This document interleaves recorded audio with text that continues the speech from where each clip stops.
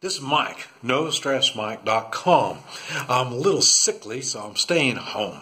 And you know, I like to walk around when I'm doing my videos, so I'm just going to kind of walk around the house here, and it'll give you a chance to kind of see the this is my wife's place. It's new, and her family's been storing stuff in her house. Now they moved everything out, so now I got a lot of room. So this is the extra bedroom, and then the living room, the kitchen, our bedroom, and the bath. And as you can see, it's pretty minimal. And that is the subject of this video. I'm going to try to explain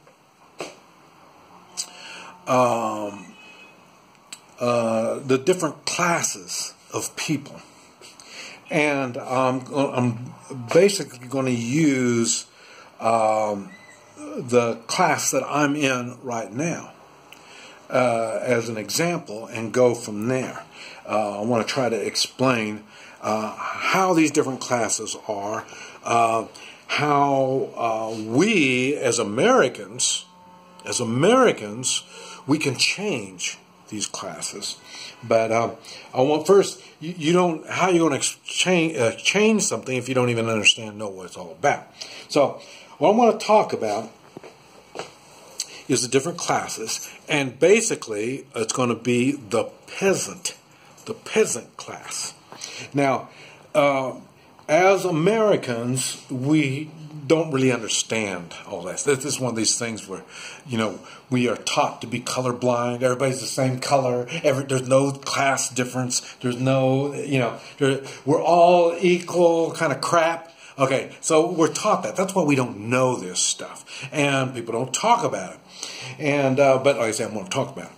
And okay, we're going to start with the basics. When you think of class, we're going to start with this. The easiest is when you think of the medieval times, and you have the peasants that are outside the walls, and they're growing things and growing food and stuff like that. And then you have the merchant class. And the merchant class is the people that are set up right outside the walls of the castle. They have their stands there. They sell their merchandise there. When you want to buy a new hoe, when you have vegetables, you want to sell vegetables, you come up there and there'll be somebody that sells vegetables. You sell your vegetables to that person, and then that person will sell the vegetables. He's the merchant. They have them on the inside too. They're the ones running the pubs. They're the ones that are serving food. Restaurant owners and little on the side, on the side of the road, kind of preparing food and stuff like that. These are all merchants. That's their kind of class level. And then you have the rich. I'm not sure if I'm correct on this, but I think they'd be the aristocrats. I'm not sure. But anyway, you have the rich people.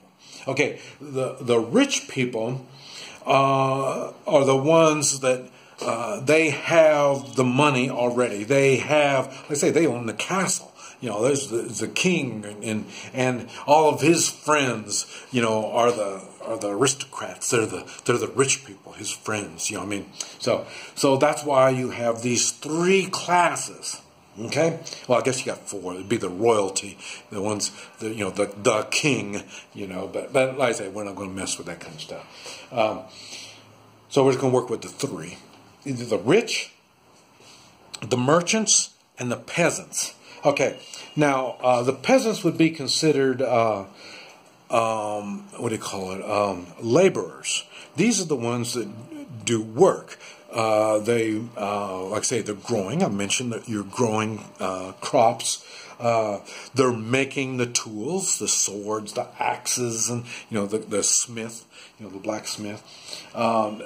These are laborers. They labor, and so now we're going to jump ahead of time, and we're going to jump.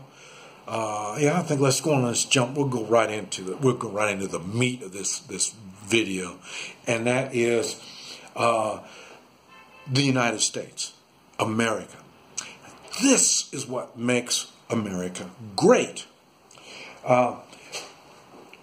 We don't have to stay in that class, whatever you're in.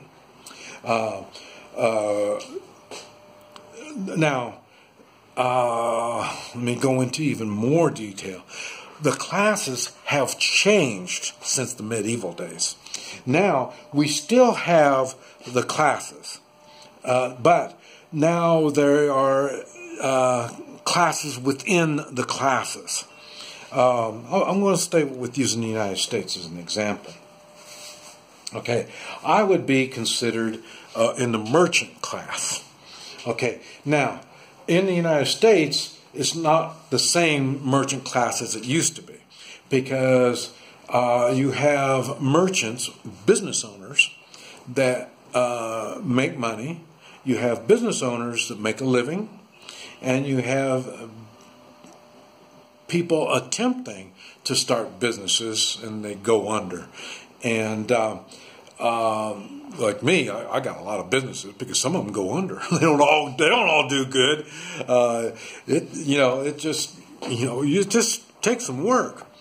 And now my children, and see, like that's what I was talking about. We have choices in America. And so my children chose not to be in the merchant class. And so they chose to go into the laboring class. And don't tell them. They don't know it. That's what I'm making this video about. To try to help people understand the class that you're in and what you can do about it. Okay. The thing is, no matter what it is that you're doing, you are in some kind of a class. We don't like to talk about that in the United States, but you are. And let's say you are working on an assembly line in a factory. Okay, or you're running. I had another guy talk about those people are going to lose their jobs. It's machines are taking. Okay. You're running the machine that assembles everything on this assembly line. Okay, you are still in a class. Now the thing is, and the reason I say that is when you go to lunch and you look around, there's other people. Okay, you all are in a class. Okay, so now you will see these other people we're talking about this factory. And this is when I get kind of upset when people say, well, equal pay for equal work. Well, no, it doesn't work that way. Because it's the class of person that if you own this business, I guarantee you would want to pay more to the better class of person, even though they're doing equal work. And the reason is, and when you're working with someone and they're over there bitching and whining and belly aching, oh man, but he's doing the same work as this other person that's all enthused, excited, loves his work, loves the people and all this kind of stuff. Who do you think's worth more? Okay, that's what I'm talking about. Attitude. Attitude makes a difference. And what they're doing with that attitude. Because you will find all your factory workers, like I say, you sit around for lunch, you look around, these are people that they're not really in your class. Another way to look at it is the clique. They're kind of a clique. They're the people that remember I talked about the one that's excited, he loves his job, he loves the people, he loves everything around him. And when you look at this person, you think, man, I wish I was more like him. That's a good person. You want people like that if you own the factory. And if you are part of the management, that's another class. If you're part of the management, then what you're going to be doing is you want more people like that person. They show up for work, they don't whine, they don't bitch. These are the good. And that is another class within the class. And so in other words, and personally, I'm going to call them part of the peasant type class. And the reason I say that is because when the time, 5 o'clock comes, they punch out, that's the end. They don't have to worry, they don't have to think. They can go on about doing their own lives and, do what they want to do.